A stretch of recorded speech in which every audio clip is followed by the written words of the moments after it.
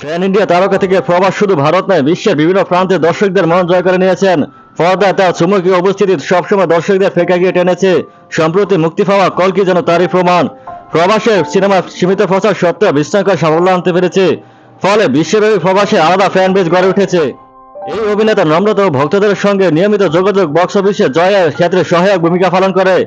বাহুবলী থেকে সালার বক্স অফিসে ভালোভাবে শুরু করেছে, ফলে তিনি সবসময় নির্মাতাদের পছন্দের শীর্ষে থাকেন। সব মিলিয়ে প্রবাস আঞ্চলিক খ্যাতি থেকে বিশ্বব্যাপী তারকা খ্যাতি পেয়েছেন, যা তার নিরলস সাধনার ফসল। প্রবাসের উদারতা কেবল তার অভিনয়ের মধ্যে সীমাবদ্ধতা নয়, বরং পর্দার পিছনে ক্রিয়াকলাপেও তিনি যথেষ্ট উদার। তিনি শুটিং সেটের পুরো ক্রুদের সঙ্গে জন্য খাবার সরবরাহ করেন। কল্কি 2898 এডি প্রচারের সময় দীপিকা পান্ডুকন তার এই উদারতার প্রশংসা করেছিলেন। প্রবাসের এই ধরনের উদারতা সত্যিই সবাইকে মুগ্ধ করে, বিশেষ করে যারা তার সঙ্গে কাজ করেন। তিনি তাদের থেকে ভালোবাসা ও সম্মান পেয়েছেন। প্রবাস তার প্রতিটি সিনেমাতে নিরলস কাজ করেন, তার চেষ্টা কোনো কমতি থাকে না। বাহুবলী সিরিজের পর প্রতি তার দায়বদ্ধতা একটি প্রকৃষ্ট উদাহরণ, যেখানে তিনি 1095 দিন এই চরিত্রের জন্য প্রস্তুতি নিয়েছিলেন। সেই জন্য হয়তো সিনেমাটি খুব জটিল জটিল দৃশ্য সাবলীল অভিনয় করতে পেরেছিলেন। কোন সিনেমাতে বক্স অফিসে ব্যবসা করতে না পারলেও তিনি ভেঙে পড়েন না, পরে সিনেমাতে তিনি ক্ষতিপূরণ হিসেবে পুষিয়ে দেন। তার দৃষ্টিভঙ্গি অনেককে অনুপ্রাণিত করে।